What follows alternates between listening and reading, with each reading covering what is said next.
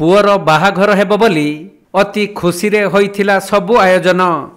Tent लागिथिला, आलुकर साजसज्जा भी होइथिला। आउ पुओ बाहा हेबाकु जिबा पई गाड़ी सजबाज होई आसीथिला। ता सहित बरजात्री माने नाची नाची जिबाकू डीजे साउंड गाड़ी भी आसीथिला। परे बरंक परिवार लोक माने डीजे साउंड ताले ताले बरकू बाहा करिबा पई नै जाउथबा समय रे सबु किछि होई गला उलट पालट। रास्तारे जाउथबा डीजे साउंड गाड़ीटी हठात विद्युत तार संस्पर्श रे आसी जिबारु 5 जन बरजात्री जळी जाइथिले। तेणु सेमानकु संगे संगे उद्धार करी मेडिकल कु निया जाइथिले भी सेठारे जनकु मृत घोषणा करिसंती डाक्तर। जेउथिपाई बाहाघर भली खुशी दिन रे दुखर छाया खेली जाइछि।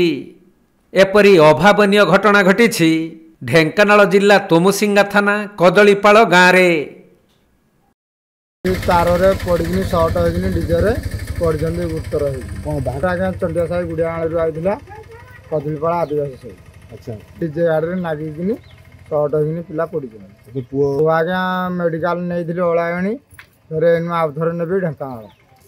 गुड़िया नालीरू विवाह प्रसेसन कदलीपाल गाँ को जाउथवा बेले घटिथिला अघटन। कदलीपाल गाँव रे विवाह शोभायात्रा चलीथिबा समय रे हठात डीजे साउंड गाड़ीटी 11 केभी विद्युत तार संस्पर्श रे आसी जाइथिला। जेउथिरे 5 जन बरजात्री गुरुतर आहत हेबारु समस्तंकु संगे संगे प्रथमे ओळाबेरेणी गोष्ठी स्वास्थ्य केन्द्र अपरे ढेंकानाल जिला मुख्य चिकित्सालय रे भर्ती करा जाइथिला। हेले सेठारे डाक्तर मानकर सतचेष्टा सत्वे मंटू पलेई नामक जने युवकंकर मृत्यु होईछि। जहाकु नै हस खुशीर विवाह भितरे अति दुखर वातावरण सृष्टि होईछि।